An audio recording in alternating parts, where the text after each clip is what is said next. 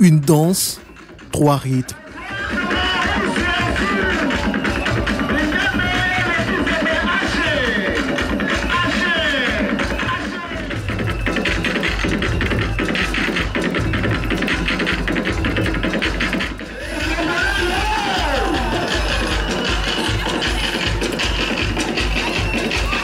Bienvenue à l'Abissa, patrimoine culturel d'Enzima Kotoko du Côte d'Ivoire. Elle marque la fin d'une année, le début d'une nouvelle. Ce passage d'une année à une autre est célébré avec faste par l'Enzima Kotoko du Côte d'Ivoire. Rituels, danses, chants et défilés colorés rythment chaque édition de l'Abissa.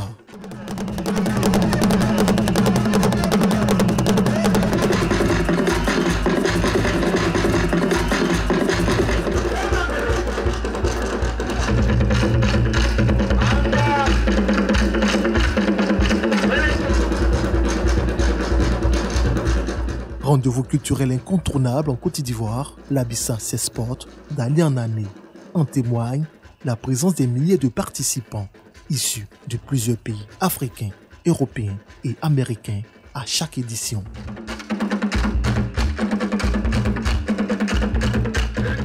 La nouvelle dimension de l'Abissa cadre avec le thème de l'édition 2023. L'Abissa, patrimoine d'Enzima d'Abouadé au Ghana, à Grand-Bassam, en Côte d'Ivoire. Dans la vision de Sa Majesté Tanoé Amon, le peuple Nzema Kotoko appartient au grand peuple des Nzema. Et l'Abissa n'est pas seulement le patrimoine des Nzema Kotoko, c'est le patrimoine de l'ensemble des Nzema. Donc dans cette vision, il s'agissait pour Sa Majesté de remettre l'Abissa dans sa perspective et dans sa perspective aussi de l'universel. En donnant à l'Abissa toute sa dimension culturelle, on va donner à l'Abissa célébré à Grand-Bassam, on va le situer dans un continuum. Un continuum puisque pour le peuple Nzema, le démarrage du parcours de l'Edongbélé est à Abouadé. Et suivant la légende, c'est parce que c'est à Abouadé qu'on va avoir les premiers signes qui célèbrent la nouvelle année, qui est le signe du mûrissement du fruit de la palme. Mais ce qui est important, ce sont les valeurs que véhicule l'Abissa, cette capacité pour le peuple à se renouveler chaque année. Donc ce que Abouadé symbolise, c'est l'arrêt à un moment de l'année pour dire arrêtons-nous, analysons ce que nous avons fait pour que le peuple continue dans sa cohésion et trouver les facteurs de cohésion et réduire les facteurs de division. Réunir tous les peuples Nzima du Côte d'Ivoire et d'ailleurs en particulier ceux du Ghana, c'est le pari de Sa Majesté Aouleye Amon Tanoé, roi d'Enzima Kotoko du Côte d'Ivoire.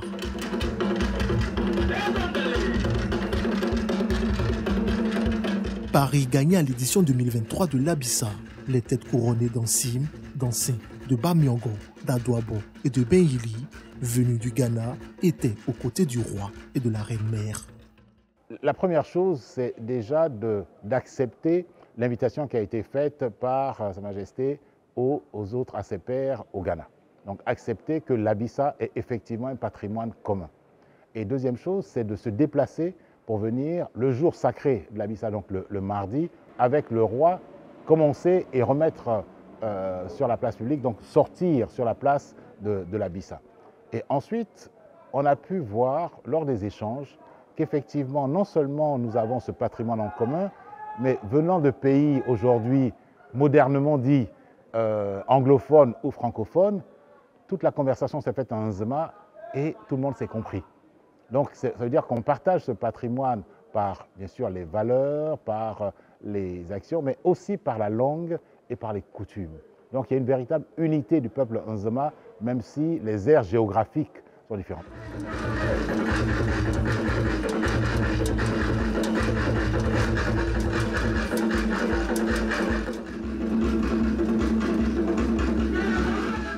Donc certains ont prolongé leur séjour, même pour au-delà de la journée du mardi, qui est la journée sacrée des rois, ont participé à la journée du mercredi, qui est chez nous consacrée aux journées des reines-mères et des femmes, bon, pour pouvoir voir comment, en dehors de la présence du roi, l'Abissa se célèbre sur la place de l'Abissa. Donc pour nous, c'est vraiment la manifestation concrète qu'effectivement le thème choisi de cette année a un sens pour les Nzema de Côte d'Ivoire. Les Nzema de Côte d'Ivoire ne sont pas seulement les Nzema Kotoko, puisqu'on a les Nzema Kotoko dont la capitale est à Grand-Bassam, les Nzema à Doublet dont la capitale est à Tiapoum, qui ont célébré, qui ont envoyé une forte délégation d'ailleurs pour continuer, comme si accompagner symboliquement le voyage de l'Edombolé chez leurs frères ou à Grand-Bassam où ça se termine. La présence des rois Nzima du Côte d'Ivoire et du Ghana démontre la solidarité, l'union et l'entente des peuples Nzima.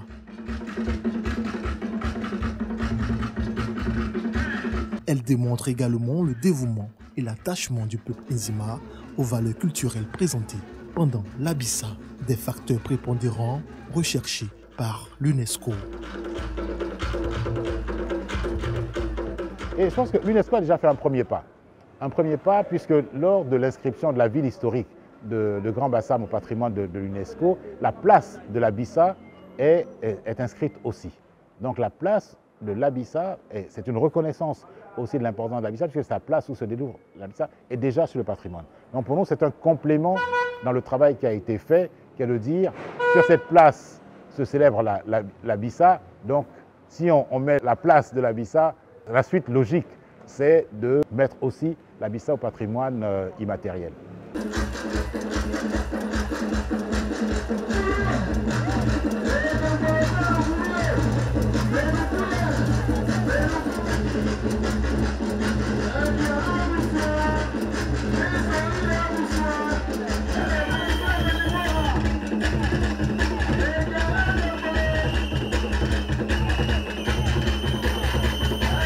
Alors, disons cela, c'est une démarche. C'est une démarche parce que le peuple doit comprendre que l'Abissa lui appartient. Et toute la démarche qui va permettre à l'Abissa d'être inscrite devient maintenant quelque chose dont le peuple devient le garant. Puisque l'humanité va se saisir, le dire, effectivement, avec l'Abissa, vous avez une bonne forme de gouvernance dont on peut s'inspirer pour d'autres peuples, mais vous avez le devoir de garder cette forme de gouvernance-là pour que les autres puissent en inspirer et que ce soit conservé de manière intacte. Et c'est dans ce sens-là que l'association, avec sa commission tradition, a mis en place une école qui va permettre de former et de dire que le savoir d'aujourd'hui sera pérennisé dans les jeunes. Donc à l'occasion de l'Abissa, il y a cette école-là qui va former donc, le centre de formation Konyele, qui va former des jeunes non seulement à la danse, mais aussi au jeu des instruments et ensuite à la poésie chantée pour que l'ensemble des phases de l'Abissa soient pérennisées. Donc pour nous, nous faisons déjà notre part en tant que peuple en disant que nous avons pris les mesures, bien sûr, pour collecter les informations sur l'existant, mais aussi des mesures pour pérenniser. Et tout ceci dans une vision globale qui permet de dire ces valeurs que nous prenons, ces valeurs de cohésion et de gouvernance que nous exerçons chaque année, peuvent être versées dans le patrimoine mondial que défend l'UNESCO.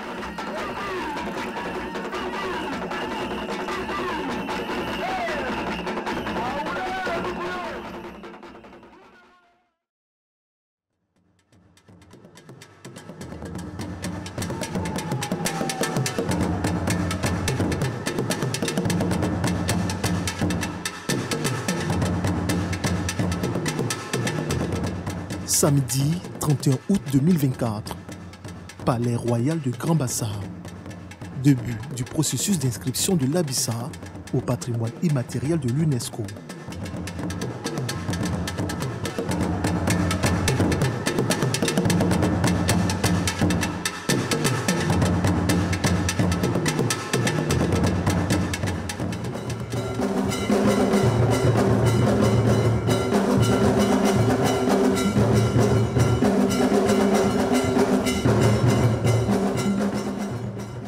Le ministère de la Culture et de la francophonie. Initiateur de cette démarche est représenté par l'Office ivoirien du patrimoine culturel, OIPC, pour la rencontre d'échange et de recueil de consentement des communautés Nzima.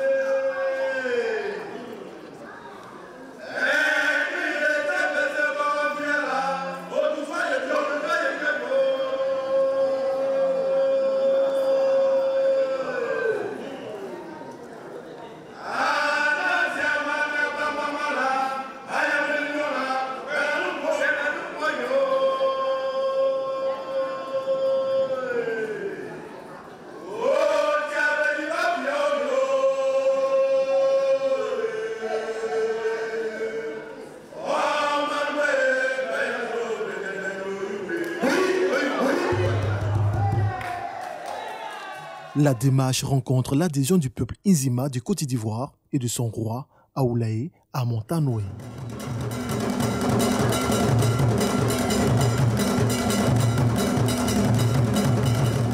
C'est tout le peuple Nzima qui, d'une seule voix, donne son accord pour l'inscription de notre Abissa au patrimoine immatériel de l'UNESCO. Merci, madame.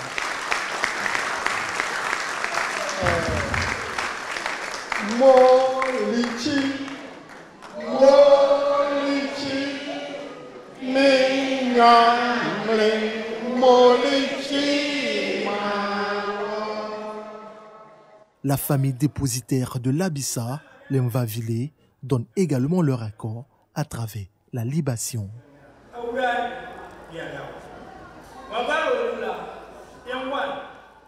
Le consentement, un critère important dans le processus d'inscription de l'Abissa au patrimoine immatériel de l'UNESCO. Nous sommes venus nous présenter à la communauté Nzima de Bassam pour annoncer que le ministère de la Culture et de la Francophonie, donc sous l'impulsion de Madame la ministre Françoise Remac, a décidé donc d'entamer le processus d'inscription de l'Abissa en tant qu'élément du patrimoine culturel immatériel sur la liste représentative immatérielle de l'humanité de l'UNESCO.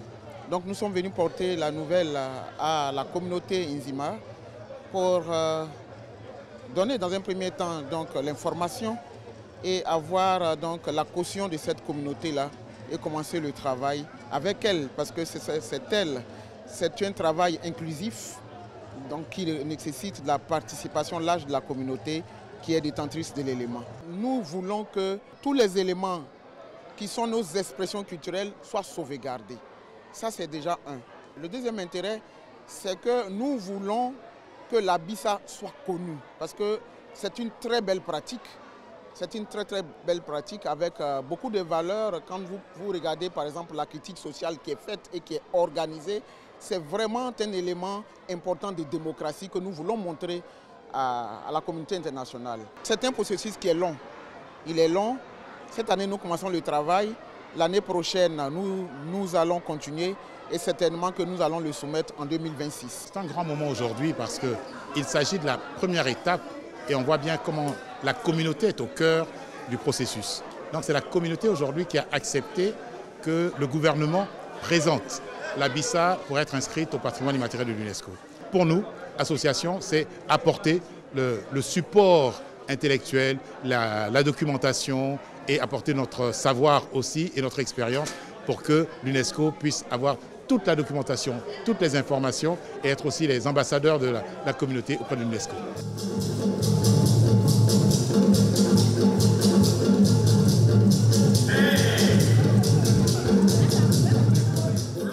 Après la ville historique et touristique de Grand Bassam, l'Abissa devrait également être inscrite au patrimoine immatériel de l'UNESCO dans les années à venir.